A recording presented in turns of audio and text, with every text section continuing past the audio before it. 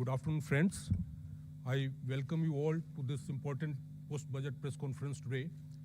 At the outset, I would congratulate Honorable Union Finance Minister Srimati Nirmala Sitharaman ji for presenting a growth-oriented futuristic budget for the year 2023-24. I welcome you, ma'am, to this press conference. I also take this opportunity to welcome the Honorable Ministers of State, Sri Pankaj Chaudhary ji and Dr. Bhagwat Karaj ji. On this occasion, we also have with us Finance Secretary Expenditure, Dr. T.V. Somanathan, Secretary Economic Affairs, Sri Ajay Seth, Secretary Deepam, Sri Tuhin Kant Pandey, Secretary Revenue, Sri Sanjay Malhotra, Secretary Financial Services, Sri Vivek Joshi, Chief Economic Advisor, Sri V. Anant Nageshwaran. I welcome you all to this press conference. Friends, first the Honorable Minister will give her opening remarks. Thereafter, we'll be taking questions from you. Before I request the Honorable Minister, I must request you all to please follow the norm of one organization, one person, one question, please. Don't club too many questions together. That will help us give opportunity to friends. With this, I request Honorable Minister of Finance to proceed. Please begin the opening remarks.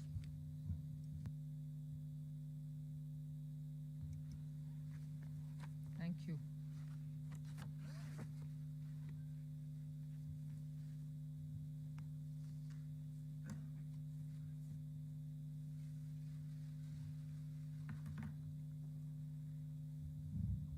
Good evening, and thank you for being here now after the budget has been laid on the table of the House.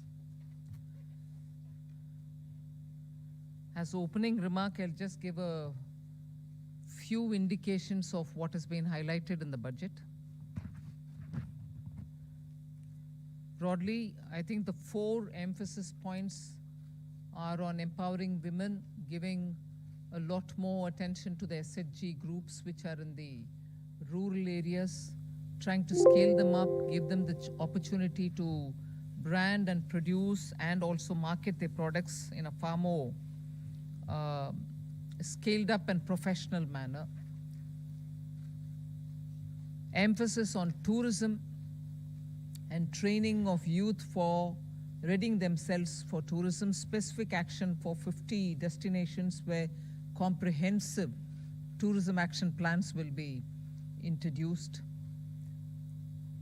Then what is being called as PM Vikas, looking at Vishwakarma, people who create things, make things out of their hands using tools.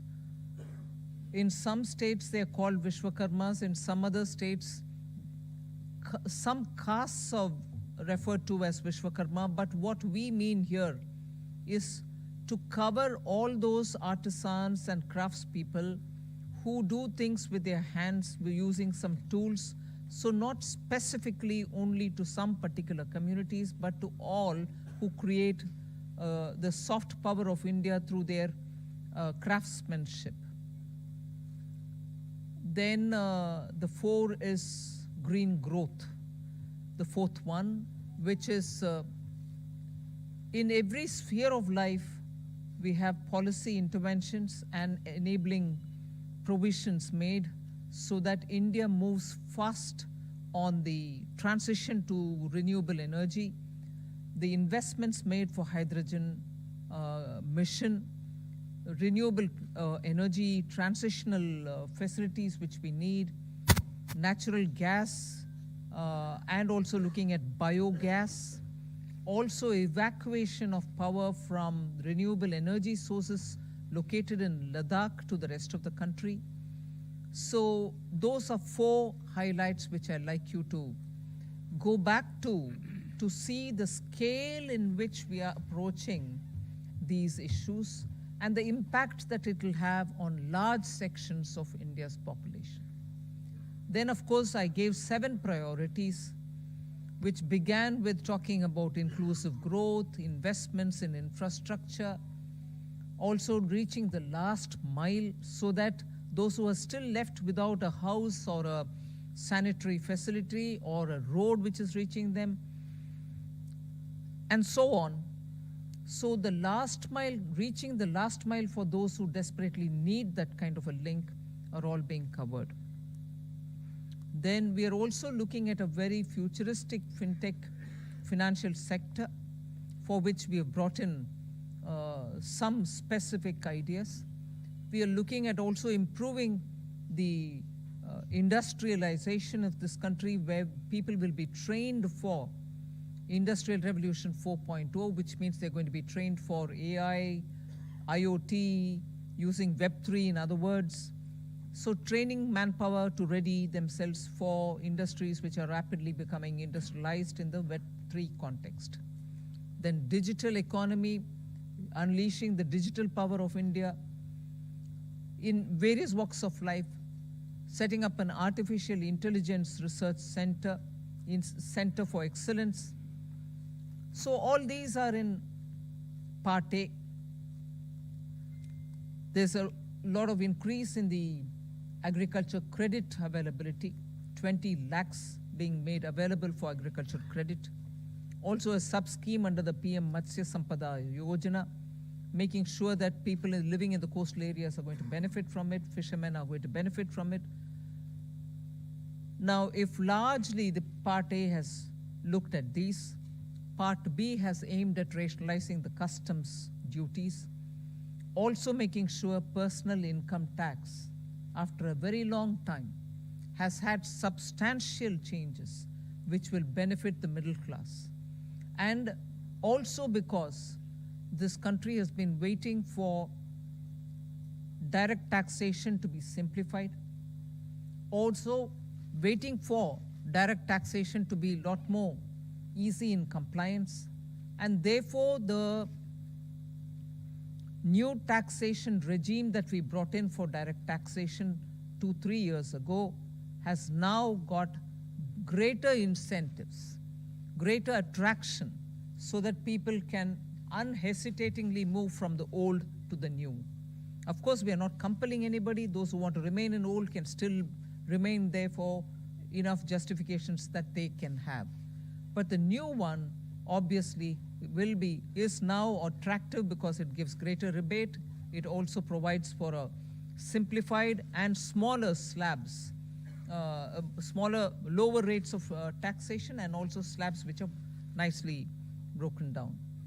So with all this, I think the budget, I've not gone into specifics, but I thought as an opening remark, this much will be sufficient to say this is a budget which is beautifully balanced, both growth considerations, because the capital investment has never before seen double-digit investment announcements. 10 lakh crore, which includes 1.3 lakh crores being given to states,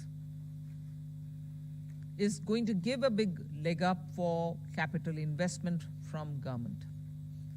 So the balancing that I'm talking about is looking at public sector investments, continuing that good tradition of capital investment in infrastructure, and also attending to MSMEs, because they are the engine of growth. We've given them relief, we have also given them new access, we have extended and widened the emergency credit liquidity guarantee scheme, also given them back their securities, 95% of it, even if they fail to deliver on contractual promises which were during the COVID pandemic. So the balancing is, one, we could sustain the capital infrastructure expenditure from the government, simultaneously in the private sector give a lot of push and impetus for the MSME, and not forgetting the individuals, the middle class individuals who needed that kind of a tax breaks and relief through taxation. So the large macroeconomic considerations have also been kept in mind. The fiscal consolidation has not been kept in the back burner. We've attended to it. We are respecting the glide path we gave ourselves 2 budgets ago. 6.4 this year fiscal deficit, and the forthcoming year for which the budget is presented now, 5.9% fiscal deficit. So broadly, I leave it at this. I suppose when you ask questions, we can answer the rest. Thank you. Thank you for coming here today.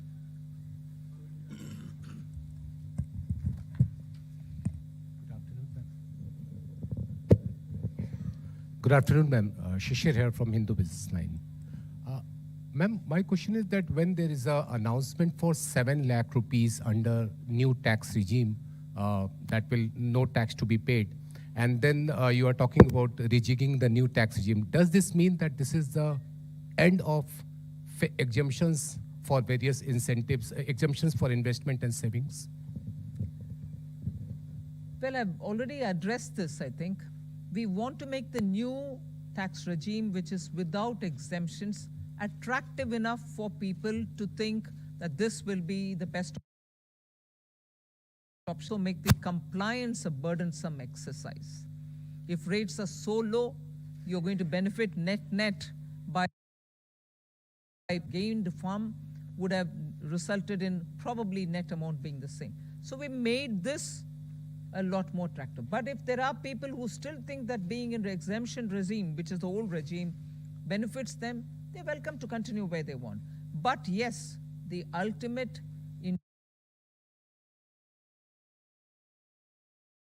attractive, and that is why we've come up with this.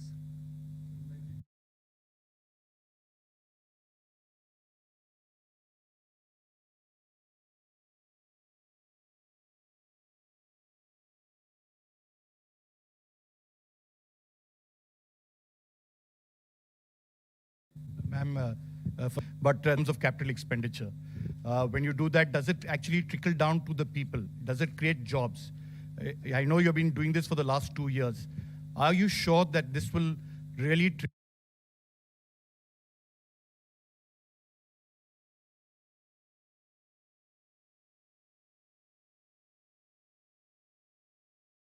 trigger people? So you haven't really touched about it, but you have had the letter from RBI. You know, we hope that it will be under the check of vote.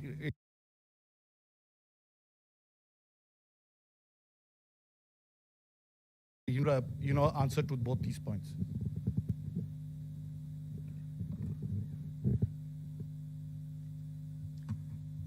First of all, RBI wrote a letter and what. But in the meanwhile, you've seen inflation come down.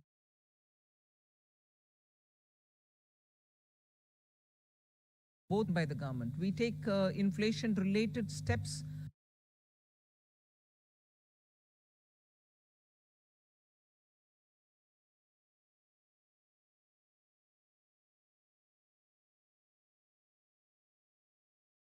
Looking the other way while it is changing up and down. We have kept attending to it, and as a result, you find the explain that we've attended to it with all earnestness, having respected the glide path we gave ourselves earlier.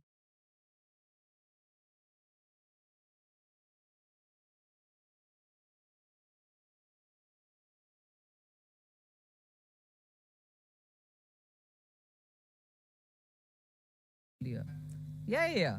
You may want. I would have appreciated if you asked me, you said something in the BE, but you have not really exhausted what you put forth. You've not. I would have been happy to answer if that were to be the case. But you're asking me a question about, in the sense you are implying that we have fully utilized what has been kept for capital investment. Therefore, it makes me feel odd that you're asking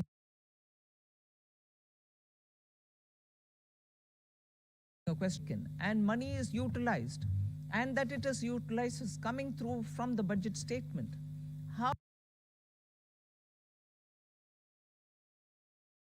not all projects can be completed, even 1% without human intervention. So obviously jobs are happening in the ground. So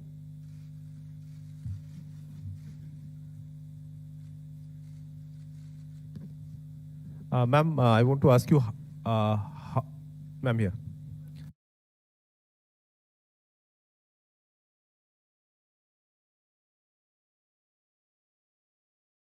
Number that you expect, 50%, 60%.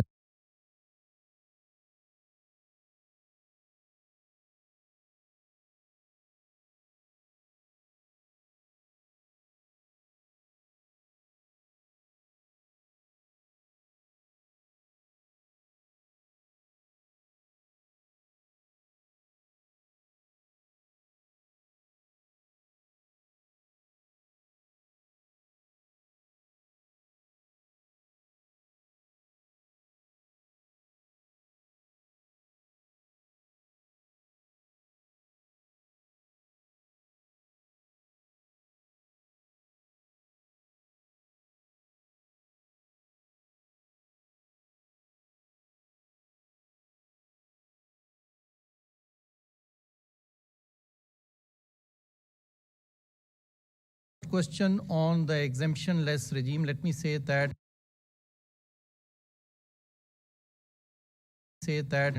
tax regime that we got, 60% is actually coming from the exemption-free tax regime.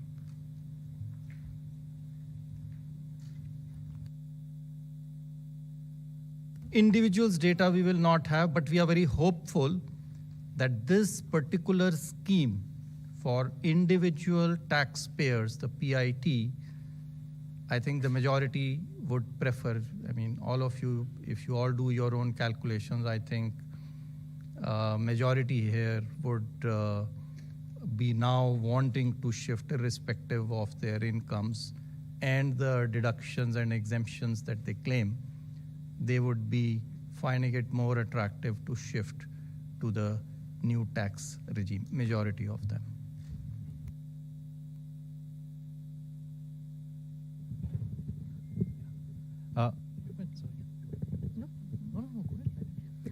Ma'am, very good afternoon. Congratulations on a great budget. It's very clean, simple, nicely done. Ma'am, one quick question on capex and one more on petroleum subsidy. Ma'am, your capex for RE is lower actually in terms of the spend as of now. But the target is greatly stepped up for FY24. So what gives the confidence that it will be all utilized? That? Capex RE is lower, ma'am. 7.28 versus slightly lower. And a big jump for FY24. So what gives the government the confidence that all of it is going to be utilized and well spent? That's one, ma'am. And second, ma'am, on the petroleum front, the LPG subsidy has been kept pretty low. You had announced certain additional measures last year in May, along with the deep cuts in excise on petrol, diesel. So what happens to those announcements regarding LPG subsidy? They have not been rolled over. And plus, ma'am, there is a demand coming in from oil cores now after LPG losses that you have made good by giving them money. That something needs to be done on fuel also. So would the government What was consider? the last bit? Something has to be done for who? Basically, demand coming in from oil cores in terms of Oil marketing companies. Yes, cash compensation The money for which fuel. is now being given is not for that. not for that, ma'am. So, all of it. So on your first question on capital expenditure. So yes, the revised estimates are about 97% or 98% of the budget estimate. Yes, there is a slight deviation. It's mainly on the state capital expenditure, which is falling short of the 1 lakh crore. Actually, the central capital expenditure is going to exceed the budget estimates. State capital expenditure is not expected to reach the 1 lakh crore figure because some portions of the state capital investment scheme have reform conditions. So some states have not been able to meet some of the conditions. Therefore, we expect, I think the figures are there, about 76% of the state capital expenditure scheme is likely to be spent. That's the revised estimate. So the shortfall is actually on the state side, not on the central side, point number one. What gives you the confidence for next year? I think if you look at the allocations that have been made, they've made in actually the increments are in 4 clear areas. One, railways. The railways has enough projects to absorb the additional capital expenditure. The second is highways. They have adequate projects running to absorb this capital expenditure. The third is states, 30,000 crores. Now, yes, there will always be a challenge, but I think the states are gearing up now. This 2 years of this experiment has helped them to improve their spending capacity.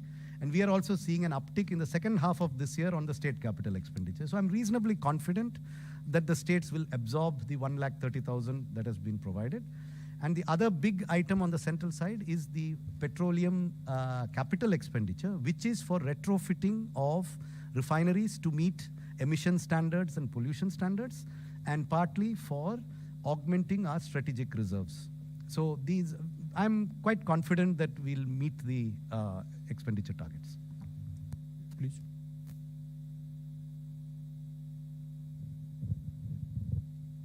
Tarun Sharma from Zee business.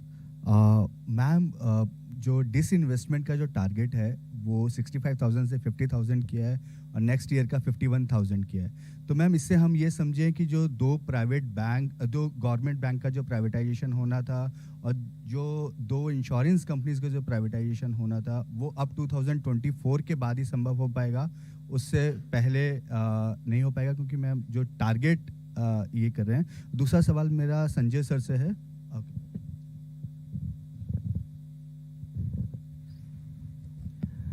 जैसा कि आपको विदित है कि disinvestment तो market conditions और कई चीज़ों से निर्भर करता है, तो उस हिसाब से जो प्रैक्टिकल और प्रूडेंट टारगेट है वो रखा गया है।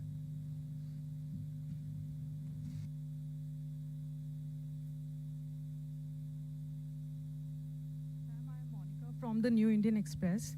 Ma'am, what was the need to lower effective tax rate for high income group at this point in time? And also tax collection at source has been increased from 5% to 20% or on overseas tour package. So what is the reason behind this massive increase? See, the tour packages are generally taken by people whose effective tax rate is certainly more than 30%. So if we are charging them 20% TDS, I don't think it is high. We have, our attempt always has been to charge TDS at more or less similar rates, if not exactly the same rates. So that answers your question number one. Question number two on, I think you are referring perhaps to surcharge, which has been reduced. Well, our rates, the highest tax rates in our country were amongst the highest, even more than, some of the developed countries. And so, in any case, it was introduced as an interim measure, and so that has now been reduced, so that the effective tax rate, highest effective tax rate becomes 39%. I'd just like to supplement that. There is a consistent theme, if you see, both on the new tax regime and on the changes that you're seeing in this budget, that the move is towards lower rates, but fewer avoidance measures and exemptions. So if you look at high net worth individuals, there are a number of tax avoidance removal measures in this budget, along with the reduction in surcharge. So if you look at market-linked debentures, if you look at very high value insurance policies, and a few other measures, so the marginal rate is coming down, but some of the devices used predominantly by those in that highest marginal tax rate are also being rationalized. So it's not necessarily a net reduction, it is a reduction from a high marginal rate inducing certain avoidance devices to a lower marginal rate with fewer opportunities to avoid. 74, please.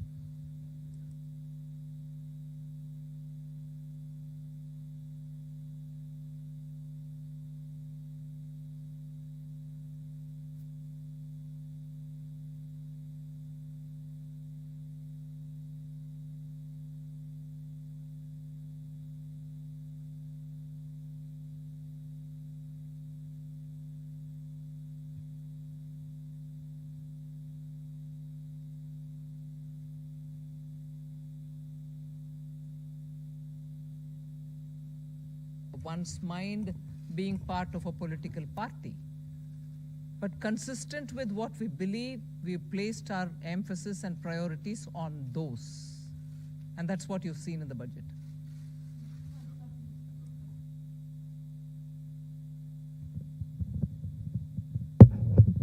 Madam, मेरा सवाल है आपसे। मैं संजय शर्मा हूं, लोकमत अखबार से।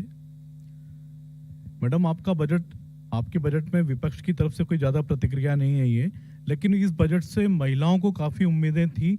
घर की महिलाओं को जो महंगाई से पीड़ित थी, रसोई गैस के सिलेंडर के दुगने दामों से पीड़ित थी, कहीं ना कहीं आटे से लेकर के रोटी तक सारी चीज़ें महंगी हो गई है। तो क्या इससे आपको लगता है कि कुछ इसमें महंगाई पे भी फर्क पड़ेगा, और घर की जो रोटी है, जो घर की जो रसोई का जो सामान है, उसमें इस बजट से कुछ फर्क पड़ेगा?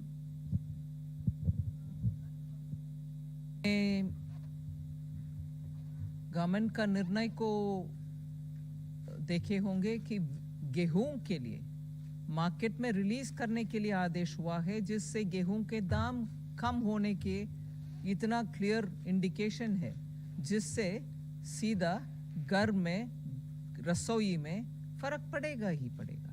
सो उसको आप बोलना नहीं है, ये नहीं है कि मैं उसके ऊपर कुछ बजट में नहीं बोले, मगर बजट से बोलने से पहले एक्शन ही हो गया है ना, कि घर की रसोई के लिए, गेहूं आटा के लिए मार्केट में रिलीज करने के लिए निर्णय सरकार ऑलरेडी कर चुकी है।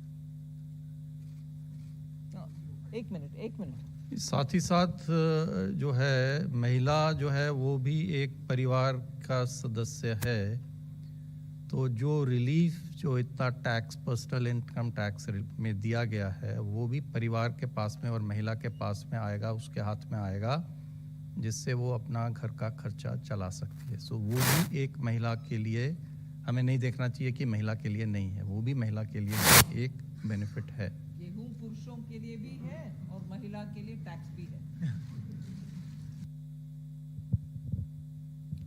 Hi, ma'am. Meghna Mittal from ET Now. The fiscal glide path that you have given is 4.5% by 2025-26, which may be considered slightly bold. But does it also indicate your confidence in continuing tax buoyancy in the coming years? Somnathan has already answered it. Yes, tax buoyancy, as you saw even yesterday, GST collection figures have come. Direct taxation buoyancy is also observed in the current year. That is one thing. I think to the credit of this team, there's been a very robust management of macroeconomics. That certainly bears an impact. So all of us might talk about this particular step or that particular step, but I think together, revenue, expenditure, disinvestment, banking, all of us together have worked in such a way that where you can earn more through tax avoidance related measures, and similarly where you can bring in more people into the tax net, you are taking steps. Similarly, prudent ways of effective expenditure without cutting down expenditure, committed expenditure or other expenditure, are all ways in which you're making money mean more, and for every rupee that you spend, you get a better set of returns. So I think efficient management also has a very big role to play here. I just wanted to add to your question. The estimates in the budget, the revenue estimates in the budget, do not assume a buoyancy greater than 1 for the coming financial year. It assumes a buoyancy of 1. Gross taxes are expected to grow by the same 10.5% by which we have estimated the GDP to grow, which is slightly lower than the figure implied by the economic survey. And therefore, we are assuming only a buoyancy of 1. But if the experience of this year is repeated next year, then it may in fact be more than 1. But we have taken a conservative assumption. And I think the very fact that the commitment to 4.5% was reiterated word by word in this budget gives you an indication that we feel that we have the means and the ability to reach that target by 2025-26. I would also point out that many of our expenditure increases are on discretionary spends. We have kept a very tight lid on the irreducible types of expenditure, and therefore there is room in the budget, both on the revenue side and on the expenditure side, for us to reach that fiscal deficit target by 2025-26. And it is not likely that the finance minister has reiterated it in parliament today. Ma'am, Timsi Jaipuria from CNBC TV 18. Ma'am, I have two questions. Firstly, on the TDS reforms, you've come out with two specific reforms. One, 20% TDS on foreign investments. Why has this been introduced? Is it to curb the flight of capital or investments which was going outside the country? And secondly, on students who are going outside to study, on that also the TDS has come, there's a 5% that has been levied, or it has been reduced. There is no change on education, or absolutely not. That's wrong. Your facts are wrong. But what happens to the amount that one spends in staying there as a student? First, correct the thing which you've said, because yours is a very powerful voice, and that can spread among your dosts, that can go out. No change has been made for education or health purpose, LRS. Please, I hope my voice is audible. much more than Timsi's. Thank you for correcting me, ma'am. But on the foreign capital, on the foreign investment, the TDS of 20%, if you could I already explain answered the your, rationale. I think this question was asked and I already answered it to say that for those categories of people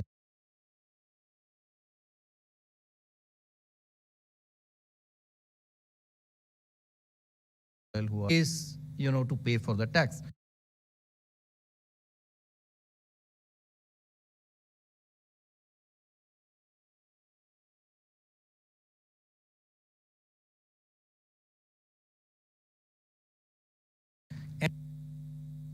To make these remittances, but whose tax returns are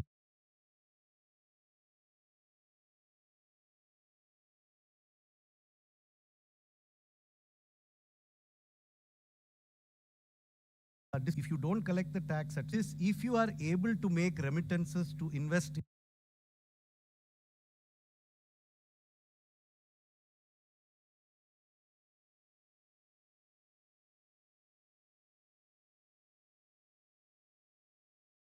in a almost certain we have a lot of public investment and private consumption. Are you still happy with the private investment? Are you still expecting it to grow? Or do you think for the moment it is only public investment that will go on? Hi. Yesterday in the press conference, we answered this question, and we also had a slide up there in the presentation we made yesterday that private capital investment has been improving every year in the last 3 years.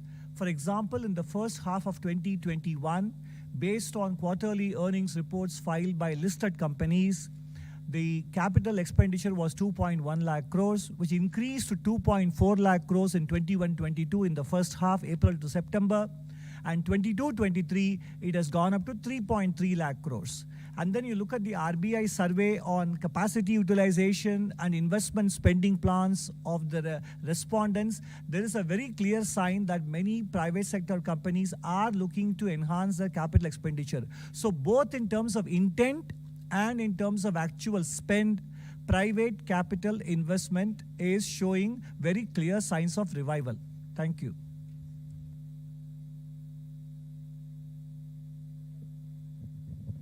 Ma'am, this is Ujjwal Narayan from Newsrise.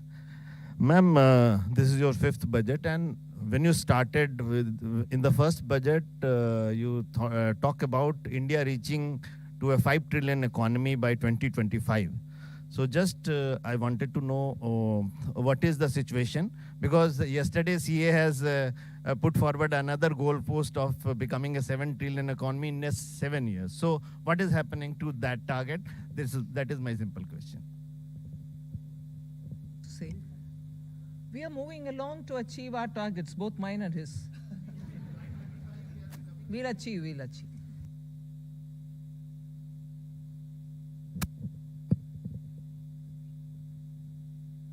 Good afternoon, ma'am. This is Chetan from India Today Group. Ma'am, while calculating the fiscal match for FY24, how did you assume the disruptive variables like the crude prices and, of course, China unlocking and its impact on commodity prices? What was the benchmark that you the thinking behind the this is a question that keeps coming every budget, and I keep giving you the same answer. That there is no part of the budget mathematics that has a crude price number as an input in any spreadsheet. See, because there is no direct subsidy on any petroleum product. Unlike the fertilizer price or the price of the MSP, these have direct impacts on the budget. The petrol price would have an impact only if it triggers some major change in the tax system. Otherwise, the petrol, diesel, oil prices do not directly affect our budgeting. So it is not that there were days, maybe 10, 15 years ago, when there was a lot of subsidy on these commodities. At that time, a crude price assumption was inherent in the budget. Today, there is no inherent crude. The assumption we are making in the budget is only that there will be no subsidies on petrol and diesel, and that global prices will be such that there will be no subsidies. What the global price will be, I don't need to make an assumption. So no assumption has been made. Confusion since last year when people referred to what was said in the economic survey as though it was said in the budget itself. The budget didn't say it then, the budget doesn't say it now.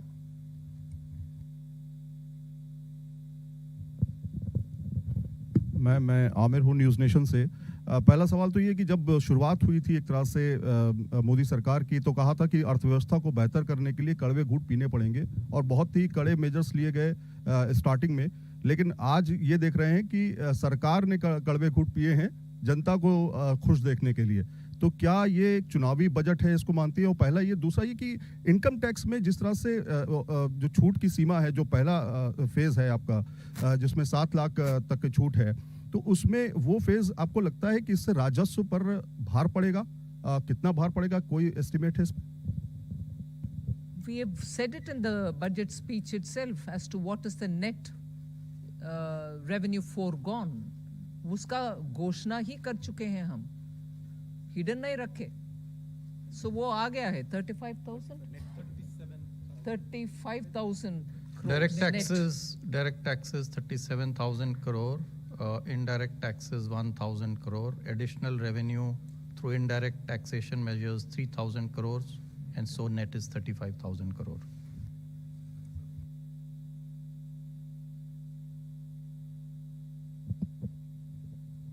This is Anuradha from Economic Times. In your budget speech, ma'am, you spoke about the review of financial sector regulators. So can you elaborate a little bit more on that? Something? Some of these exercises, when the regulations are brought in, they serve a purpose. Thereafter, the economy changes.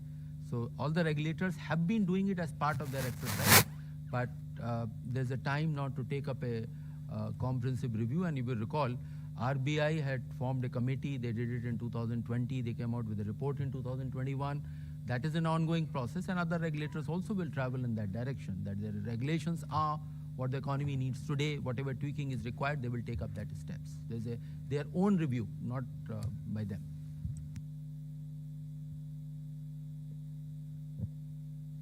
Ma'am, congratulations on your penultimate budget. And ma'am, am I audible, ma'am? Congratulations on last full budget, and I just wanted to understand, you have mentioned, alluded to Banking Regulation Act Amendment and Banking Companies Act Amendment. Is it an indication that this year we'll see privatization on that front, public sector banking front? And if you could also throw some light on what kind of amendment it will undertake, apart from, allowing public sector bank for privatization. These measures are for improving the governance of the boards and then investors' protection, etc. These are not to do with any disinvestment or the privatization measures. These are the different set of measures. Over a period of time, the things have changed, and the Banking Regulation Act also fall in line, or not fall in line, has to be aligned with the present day needs, what the directors are, who can be there, what their terms are going to be. So those kind of amendments are there. And one component, of course, is on the investors' protection areas as well.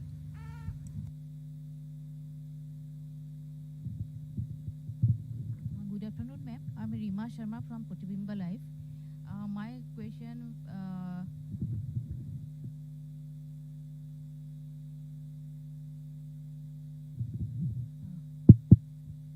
my question is regarding MSME sector in the northeast, especially in Assam. During pandemic, that Assam handloom sector and bamboo sector badly affected. Many artisans forced to close their work. So in your budget, you have saying something, MSME sector, you have given some relief and widen the possibilities. So as Gamusa also getting GI tag this time, so do you have any special relief for the Assam and northeastern artisans, especially in the handloom sector and bamboo sector?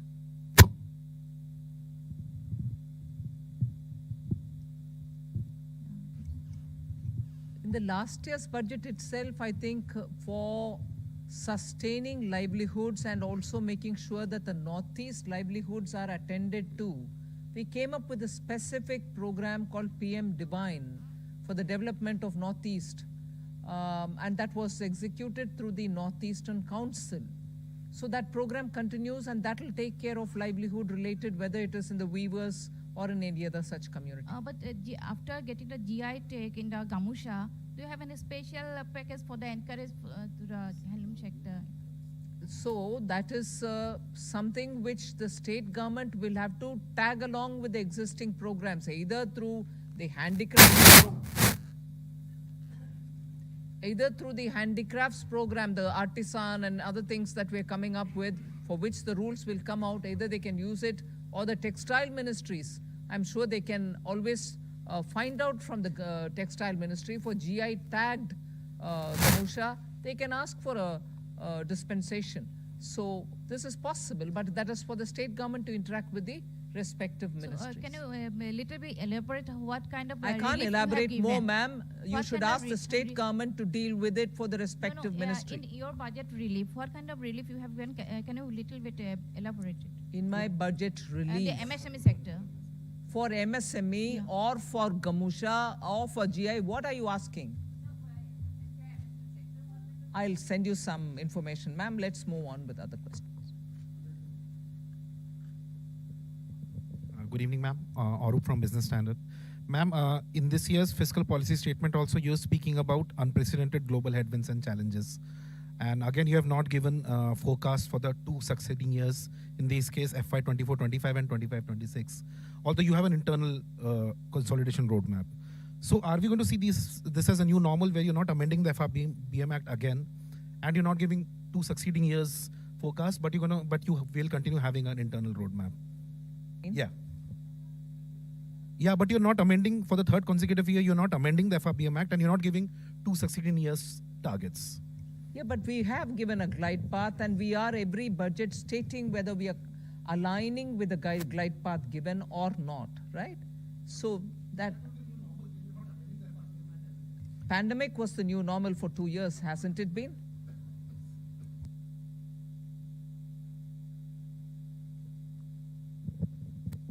Hi, ma'am. Siddharth from Money Control here. The gross borrowing number is 15.4 lakh crores. Net is the gross borrowing is 15.4 lakh. Net is 11.8 lakh. Especially with real interest rates returning to positive territory in the last few months with the RBI hiking rates. Do you see borrowing costs for companies rising, especially and perhaps the government crowding out the private sector? And could that impact private investments? So I think the question of crowding out, actually the increase in borrowing over the previous year is 8%. The economy has grown at a nominal rate of 15% over this same period. So this is a level of borrowing which I think will not lead to any incremental crowding out. In fact, as a percentage of the size of the nominal economy, the total gross borrowing is actually going to be lower in 23-24 than in 22-23. So incremental crowding out, I think, is not a significant issue, and that I do not think will lead to any impact on borrowing costs in the private sector.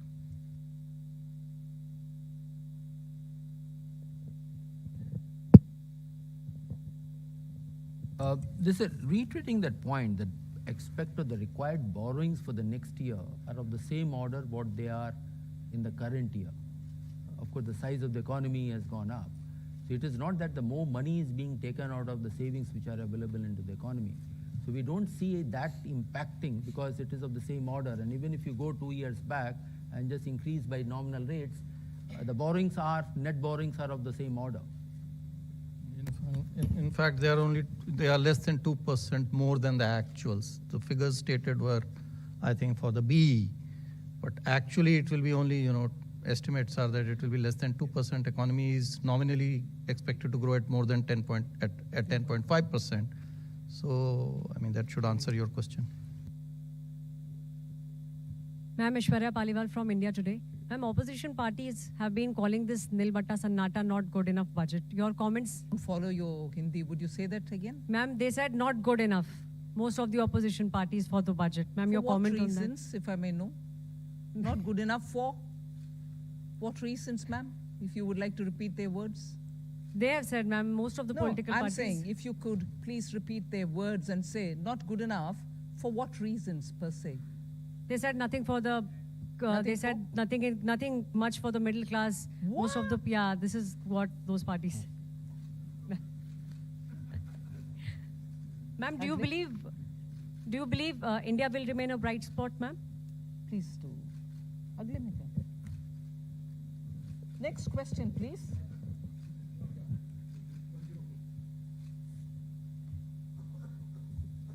Ma'am, my name is Mukesh and I work for Newsrise. Just wanted to know, is there a component of green bonds in the... does it contain green bonds also? I mean, what would be the component of green bonds? Sovereign green bonds. Repeat your question, please.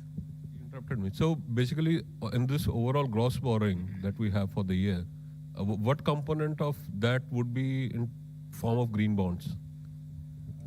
See, for the current year of $2 billion, one installment has already been done 1 week back, another one will be done a week later. So for the next, and the monies which we are going to raise now through these bonds, $2 billion, will be used for the projects which have been identified. And if those projects require in the pipeline that they require more money, then we will raise money through the green bonds, but that will be part of the overall borrowings which have been suggested. Pardon? There is no target for green bonds for next year. It is something which will evolve as the year goes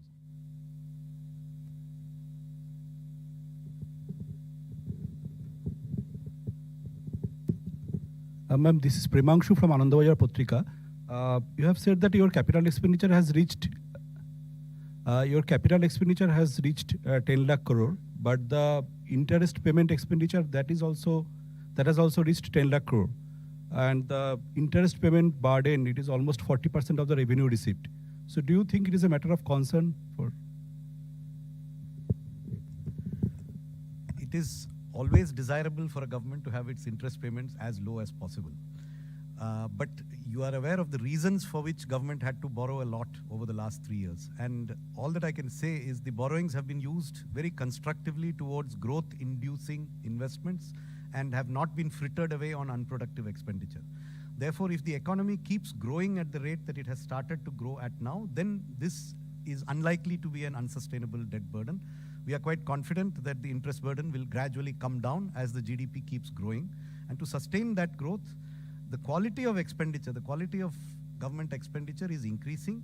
The revenue deficit is falling even faster than the fiscal deficit. So we are actually seeing an improvement in the quality of public expenditure, which will enable us to sustain this higher interest burden, which is a result of history, 2 years of COVID, where the entire globe has seen an increase in interest burden in all governments all over the world.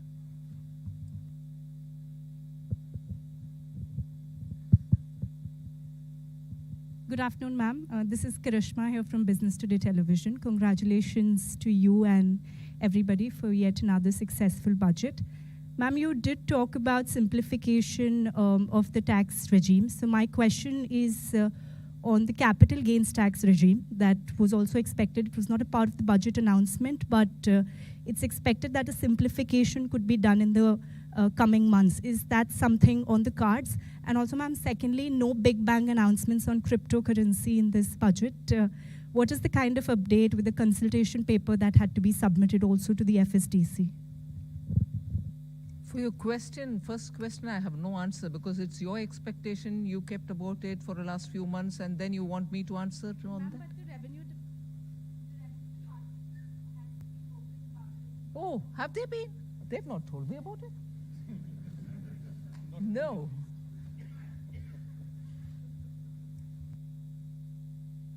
To say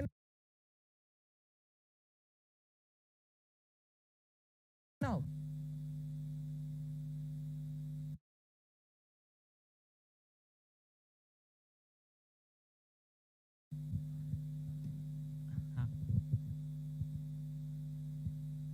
ma'am मैं आलोक CNBC आवाज से हूँ sir. Ma'am मेरा सवाल ये है कि जो TDS को लेकर क्लैरिफिकेशन आई हैं और उसमें खास तौर से जो 10,000 का जो थ्रेशोल्ड लिमिट है कई सारी चीज़ों पर ख़त्म कर दिया गया है, खास तौर से ऑनलाइन गेमिंग को लेकर। इसके पीछे क्या रीज़न है? ऑनलाइन गेमिंग को लेकर अभी भी क्या सरकार काफ़ी कॉन्शियस है या ऐसा लग रहा है कि अभी भी टैक्स लीकेज है वहाँ से? या बाकी चीज़ों पर भी जो ख़त्म किया गया है ये TDS के लिए जो 10,000 का एग्जाम्पशन, उसके पीछे क्या रीज़न है? देखिए TDS जो ऑनलाइन गेमिंग पे है, अभी प्रत्येक विनिंग के ऊपर में था, लेकिन जो ऑनलाइन गेम्स हैं वो कई सारे गेम्स मिला करके एक सेशन बनता है। एक गेम कोई नहीं खेलता है, कई सारे गेम्स जो हैं एक साथ खेलते हैं। तो इसलिए जो TDS अब लागू होगा वो समस्त गेम्स पे सामूहिक रूप से जब नेट जो विनिंग होगा, जो वो अपने पैसा जो उनका जो एक अकाउंट में से वो निकालेगा, तभी उसके ऊपर में देखा जाएगा कि कितना उसने प्रॉफिट कमाया है, कितना उसका विनिंग हुआ है। उसके ऊपर में टैक्स जो है लगेगा और उसी के ऊपर में TDS भी लगेगा। और यदि वो 10,000 रुपए से अधिक है तो TDS पहले लगता था, अब वो 10,000 की लिमिट हमने हटा दी। तो लिमिट तो हटा दिया है, लेकिन ग्रॉस पे लगेगा और नेट पे लगेगा और प्रत्येक विनिंग के ऊपर में नहीं लगेगा। ये हमने बदलाव किया है। So 2 changes have been made. One is that the taxation will be on the net winnings, because in online games, generally you play a series of games over days.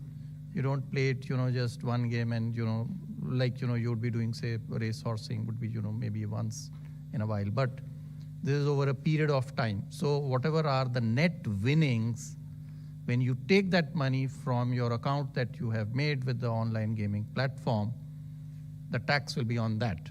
So this is one change. The other change is that the TDS previously was on each winning, irrespective of the amount, on 10,000 and more. If the winning is 10,000 and more, so some of the online gaming companies were keeping winnings lower than 10,000, say 9,999. So that we have removed. So there is no now threshold on TDS. That is the second change.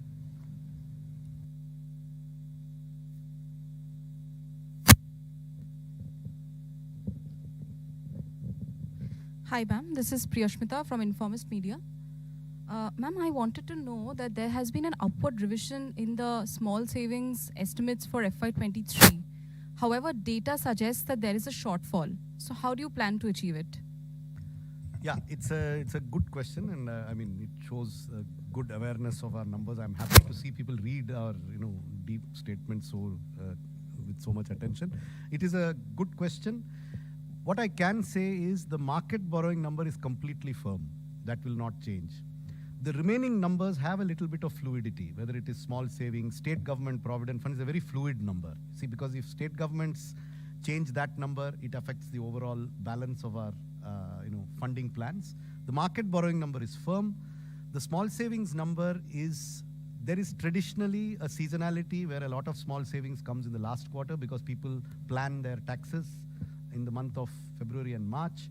So there is usually an upsurge. Will it reach this number or not? You see, these numbers are subject to a number of assumptions. But we are confident that in aggregate, the other sources except market borrowing, the aggregate of them will be close to what we have estimated. And therefore, I don't think this will have any impact on markets. Now, in terms of small savings, again, the date from which these new schemes come into operation is yet to be decided. So there are a number of factors on which the small savings number could fluctuate. But I repeat, it will not affect the market borrowing numbers. No, she's talking about FY 22-23 is my impression. Current financial year. Yes, I'm also talking about that. Again, the next year, 14 months before the end of the year, I cannot be firm on next year's numbers, but they are as firm as we can make them 14 months ahead of time.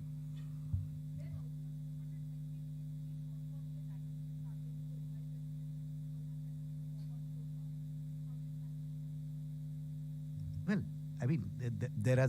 if there is a shortfall somewhere, there is an increase somewhere else. We have shown you all the numbers as to how we meet the deficit of this year. How is it going to be funded? I have the statement, you have the statement too, since you've obviously read it, so I don't need to tell you.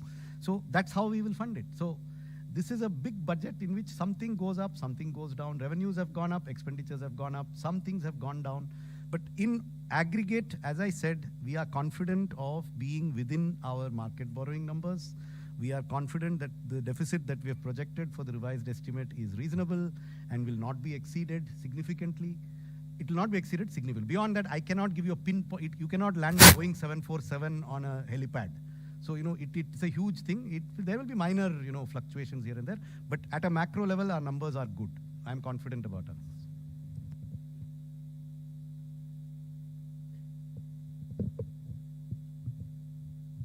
Ma'am नमस्कार, मेरा नाम महावीर सिंह है, freelancing करता हूँ। दो छोटे से स्पष्टीकरण चाहिए थे। एक तो 7 लाख रुपए तक की आय जो आपने कर मुक्त की है, वो दोनों उसमें है, पुराना और नया, या सिर्फ नए में है? ओके। और एक आपने घोषणा की कि जो गाड़ियों के स्क्रैप के लिए सरकार कोई सपोर्ट कर रही है, उसके पीछे क्या मंशा है सरकार की? क्यों इस तरह के उसको बढ़ावा दे रही?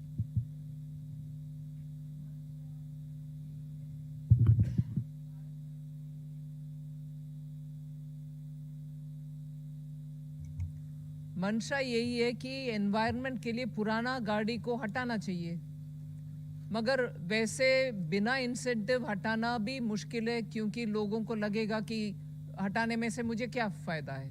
सो इंसेंटिवाइज करना उसके लिए।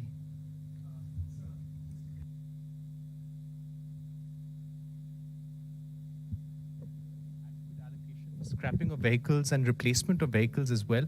What is the kind of outlay that will be there and that we'll see in the coming fiscal? See, there are two parts to it.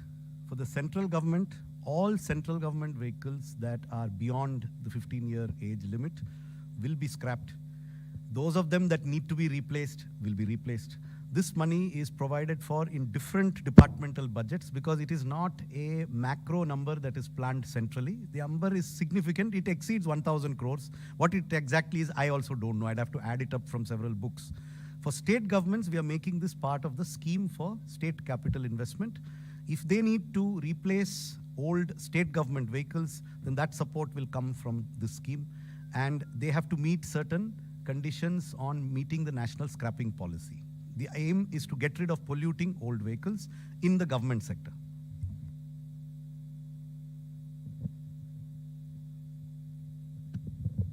नमस्कार मैम, प्रमोद शर्मा। मैम, प्रधानमंत्री जी का नारा है कि लोकल फॉर वोकल, लेकिन जो ऑनलाइन प्लेटफार्म है, फ्लिपकार्ट और अमेजन, इनके चलते जो छोटे छोटे दुकानदार हैं, उनका कारोबार प्रभावित हो रहा है। तो सरकार की कोई ऐसी योजना है कि फ्लिपकार्ट और अमेजन से भी सरकार को कुछ नहीं मिल रहा है, टैक्स जो मिलना चाहिए, तो ऐसा कुछ इन पे कुछ लगाने का जो लोकल फॉर लोकल के लिए तो जेम में पोर्टल में एमएसएमई को स्थान मिल रहे हैं। वो उनके अपने प्रोडक्ट्स को उनके द्वारा मार्केटिंग आउटरीच करने के लिए government e market place provision दे रहा है। सो उनके लिए पॉजिटिव एक्शन है उधर।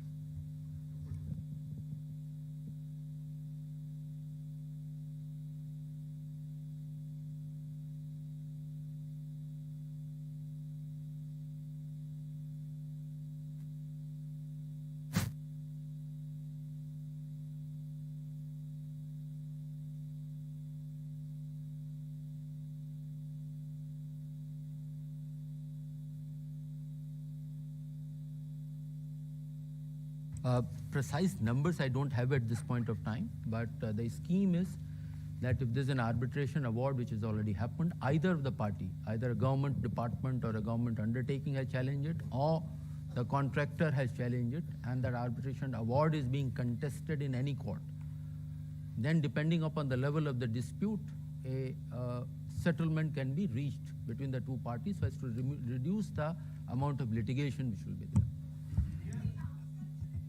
Yeah, it will be a voluntary, see, it is voluntary. Any dispute can be settled out of court by both parties. Traditionally, there are difficulties for government to take a discretionary decision on settling a dispute. So this will be a standardized set of terms depending on the nature of dispute and the level at which the dispute has been settled, or has been where there's an arbitration award, where there's a court award, where there's a Supreme Court award. There are different levels at which there is certainty or uncertainty. We will be coming out with a draft scheme which will be put out for consultation very shortly from the Department of Expenditure. So, no, it is only for domestic. Only domestic disputes. It will not cover international arbitrations or international cases. Definitely not.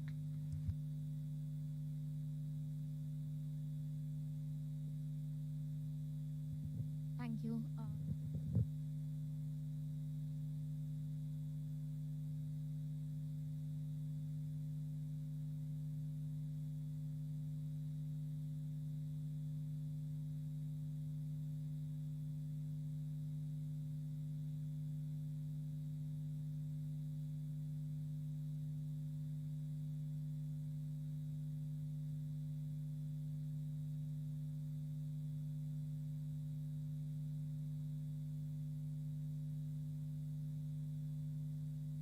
Want both of them to answer for each economic survey from his school of thought and us from our school of thought?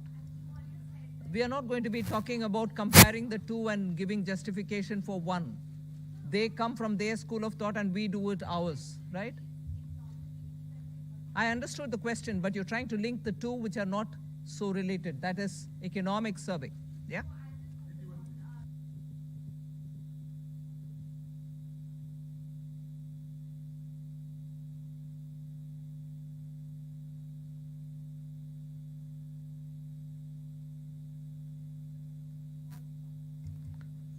That is exactly what I mean. The dated security figure will not change regardless of changes in the other figures. That's your second question. On the first question of 10.5, remember there's a difference between an estimate in an economic survey, which is given for general guidance, and a budget which has to be used to fund expenditure. So we have to have numbers which are at a higher level of probability of being exceeded than the economic survey. So therefore, our number of 10.5 could come from any combination of inflation and real growth. We are expecting nominal growth to be at least 10.5%. That's the basis on which the budget is presented. Now, that can come from multiple combinations. I cannot tell you that it will be 6 and 4.5, or will it be 6.5 and 4, or will it be 7 and 3.5, or will it be 5.5? I mean, these are all, we are reasonably confident that we will exceed 10.5% nominal growth for the purposes of estimating our revenues, which is why we use that estimate.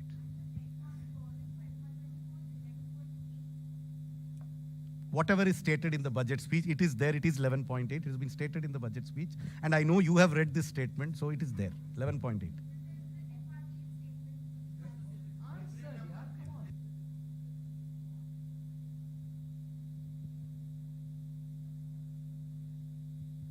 Good afternoon, ma'am. I am Nikun Johari from Reuters. You said that there'll be changes to improve governance for banks. So will there also be changes to the Bank Nationalization Act that will enable you to privatize 2 banks that you'd announced earlier? And also, ma'am, is there a concern for the government? Our markets have fallen the last few days because of decline in Adani Group stocks. So is that a concern for the government, because retail investors have also been impacted significantly because of this? I had answered that question earlier, that the proposed amendments have nothing to do with disinvestment or privatization of the bank. That is a separate chapter. As far as the second question is concerned, we in the government don't comment upon the issues relating with a particular company.